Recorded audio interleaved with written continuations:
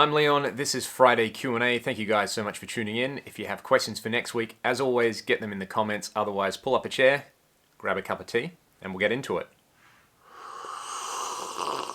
When I'm recording loudspeakers, do I get much bleed from the cab room into my studio? Not really. The room is next to where I am, and most of the time I'm recording at a volume where not too much of the actual sort of low-end resonance seeps into the room, which is lucky. And we've recorded basically all the guitars for all the Ragdoll stuff here in the past, which is pretty cool, and that's never really been an issue. I think for a lot of the tones that I go for, you don't need an extreme amount of volume, but the room is padded out with plenty of tontine, which definitely helps. And the only time it ever happens is when I leave the door open. I'll be sitting here going, oh man, there's a lot of like low-end seeping, and maybe I'm playing too loud, and it's just because I've left the door open, because I'm an idiot. This is a 3-in-1. Have I heard the Gary Moore tribute CD with Bob Daisley? I heard a track with John Sykes playing Still Got the Blues, I think. I don't know if that was off the Bob Daisley album, but I absolutely love that. That's like a dream come true for me. John Sykes and Gary, two of my favorite players of all time. Still Got the Blues, obviously being an epic guitar song, and I think it really suits the way John plays, playing that kind of thing. So I really like that. The second part, what does it say? Have I tried any real amps from Custom Audio Amplification? I haven't. I would really, really like to, but being in Perth, which is super isolated, makes that pretty difficult. And the third question, which if I look down here, it says, you say your favorite guitar is PRS. Have you tried Tom Anderson or Sir? Yes, I have. I've tried both. A big fan of all the Sir stuff. My friend Troy has an amazing Koa Sir that, yeah, is just, man, it's such a nice guitar. Easily the best Floyd Rose-equipped guitar I've ever played. And then my buddy Ryan from Chaos Divine just got a Sir, and that thing's insane as well. So yeah, I'm a big fan of the Sir stuff. I haven't spent a whole lot of time with the Anderson stuff, but they were really, really great too. So hopefully that answers all three of the questions. So I had to go back and watch the video for this one. This question asks on my ADA MP1 Axe FX3 tone match, what's the song that I'm playing? I went back and watched it, and basically the first 20 seconds is just me basically just jamming, just came up with a riff I was playing and it felt good. And then the second half of it is actually, that is a song, that's Break You by Ragdoll, which is sort of our take on an 80s thing, sort of like Alice in Chains meets Whitesnake, I guess. It's got the 80s sort of riff thing, but it's in the original recordings in drop C sharp. And yeah, go and check that one out on your platform of choice. It's off our All I Want Is Everything EP. I think you'll enjoy it. Okay, given that I play in drop tunings a lot of the time, are there particular strings that I break more often than others? Not really. I've just found that I often break E strings, and that's just been a rule like forever. No matter how well I set guitars up, it always seems to be the E string that'll be the one that goes, and it's always trying to do like, you know, overbend on the high E strings. That's kind of my own fault. I went through a phase with one of my PRS guitars where I was constantly breaking the D string, like, you know, get through half a gig and have to change, and that's because I had like a burr in the saddle. But otherwise, not really. I don't find that I break strings anywhere near as often as I used to, now that my guitars are actually set up properly. Nice collection. Anything more modern like Ormsby, Skeeverson, or Mayonnaise? I think that's how you say it. Even though there was a video that I watched the other day, I've already forgotten how to pronounce that one. Look, one of my students had an 8-string Mayo, and that was like amazing. Easily the best 8-string I've ever played. Just like super low action, no buzz, none of that kind of stuff. So really, really impressed with the stuff that they do. Obviously, I've known Perry Ormsby for years and years. He's wound pickups for me, and his stuff, in terms of guitar finishes, I don't think there's anybody out there that makes prettier looking guitars than he does. And I remember playing one of his first multi-scales, and I love the multi-scale thing. They're super comfortable to play, and you know, they kind of follow the arc of your hand. So big fan there. And what was the other one? Skeeverson. Never played a Skeeverson, but they look really, really great. I don't have any super modern guitars like that. I don't know why, actually. I think it's just, I really like Les Paul style guitars, and I really like Strat style guitars, and I really like Tele style guitars, and I really just like every type of guitar. And I tend to buy guitars that, like individual guitars, I tend to judge them on whether they're like a good guitar or not, and I just simply haven't played enough of those guitars. And I mean, I'm pretty happy with what I've got, but I'm always looking for more stuff. Oh, and the second part of the question, what do I think of headless guitars? I think the whole modern headless thing is really cool. I played a Strandberg when I was in Japan and loved it. That thing was super comfy, and I sort of totally get it now when it comes to headless guitars. So yeah, if I was going to get a headless, I'd get a Strandberg. Alright, the switching lag on the AX8 on Quantum 10.1, which is the most recent firmware. When I first tested it, I did notice that there was an improvement in the gap, but I was only using like a single amp and cab. So the switching gap is dependent on how much stuff you've got running. For what I do, I just, like with the AX8 forever, I've basically been using one amp model for all my live presets, and I use a scene controller to change the gain, so it's not a big concern for me. Huge fan of the Bogner Uberschall in the Axe-FX3, but I also really like the Bogner Blue and Red models. I did a video a little while ago using the Bogner Blue for like a Bonamassa style thing, so you can go and check that one out. But I really, really like that, and I like the Shiva for really, really clean stuff. I know that's a popular one for a lot of modern clean tones. Surprisingly, I haven't played around with the Shiva Drive too much, but I'll have to do that, and I really want to do a video similar to what I've been doing with like dialing in the Marshalls, but for all the Bogners, so I will get around to that at some point. Have I tried the Mesa TC50? I haven't. I reckon this is right at the top of pieces of gear that I want to demo, so I just don't have any friends who own one at the moment. Otherwise, I'm going to have to hit up. I've got this whole list of gear that I've got to do in the new year. I think now that it's just about December, it's sort of silly season trying to get gear from any stores or, you know, loan stuff or get demo pieces of gear has become really difficult just because it's like the crazy season. So hopefully in the new year I'll be able to try out a TC50. If anybody in Perth has one, hit me up. I'll make you a cup of tea.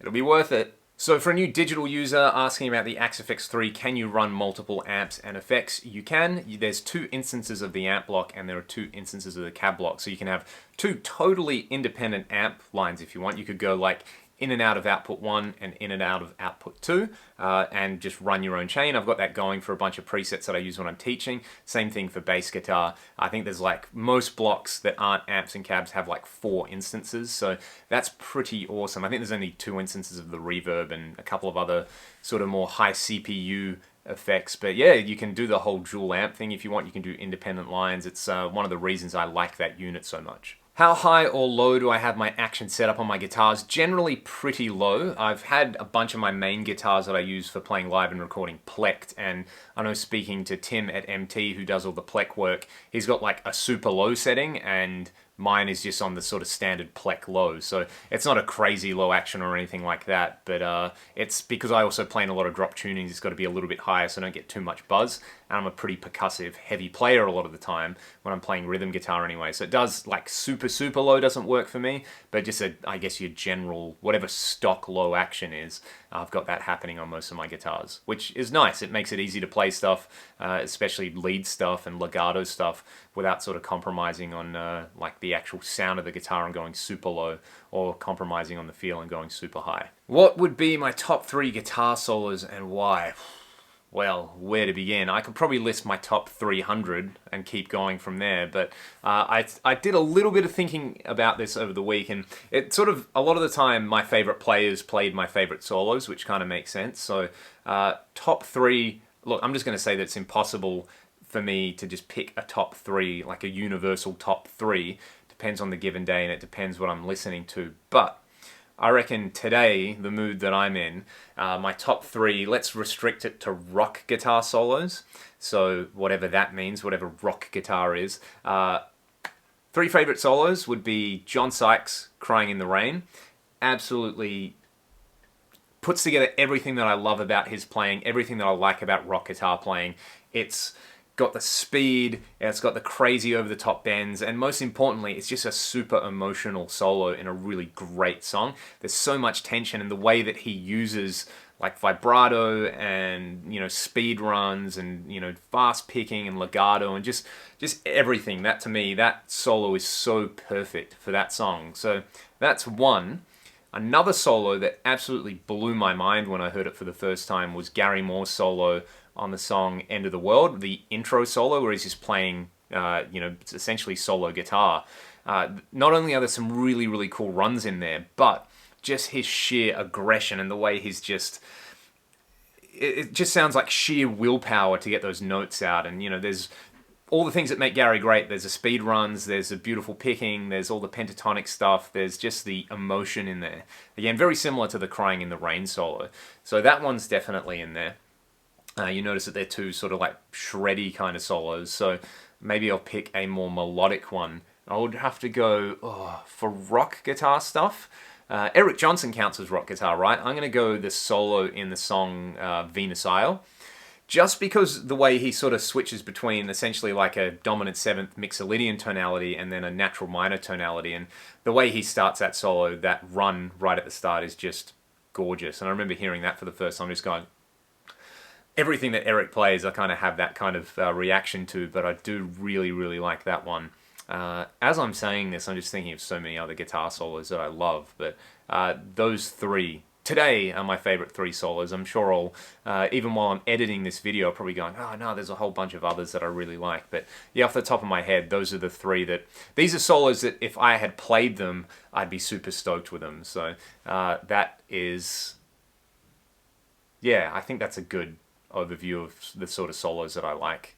John Sykes, Gary Moore, Eric Johnson, they're all great. That counts. So that wraps up the Q&A for this week. I apologize I didn't have a whole lot of time to get through every question that I wanted to get through. I'm off to Kalgoorlie tomorrow, actually. So today's Wednesday when I'm shooting this. I'm going to be in Kalgoorlie Thursday, Friday, Saturday. Ragdoll's playing at the Exchange Hotel. If you happen to be in Kalgoorlie, Western Australia, come on down because they're always super fun gigs. Let's do the lick of the week. This is an acoustic thing this week. Check it out. Alright, for the lick of the week, we are in drop D, preferably on an acoustic guitar, but you can play this on your instrument of choice. So you can hear the low 3 strings there. What we're going to do is we're going to slap with our thumb on the low string, just around where the neck meets the sound hole. And we're going to do that twice. And the second time we're going to hammer on 3 to 5 on the low string.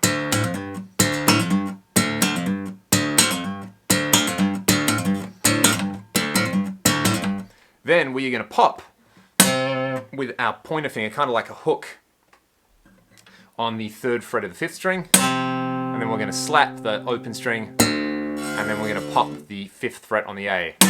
So you get...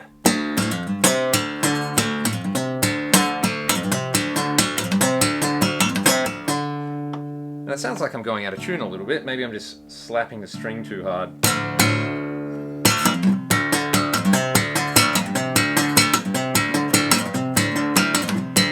So you can do that, then you can do stuff like adding a tapped note on there. So you might hit, for example, the first part of the lick, and rather than go, you can tap the 15th fret harmonic, so you're playing the 3rd and you're tapping 12 frets higher, and then put your pinky finger or your ring finger, whichever one you want to use, on the 5th fret and tap 12 frets higher at the 17th. So...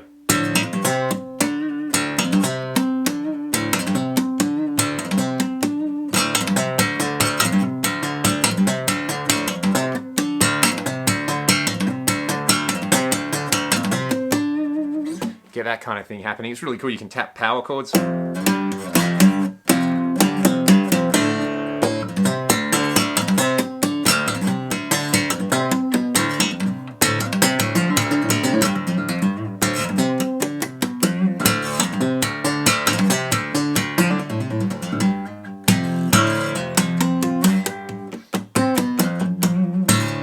And you can get super carried away with it like that. But the basic idea...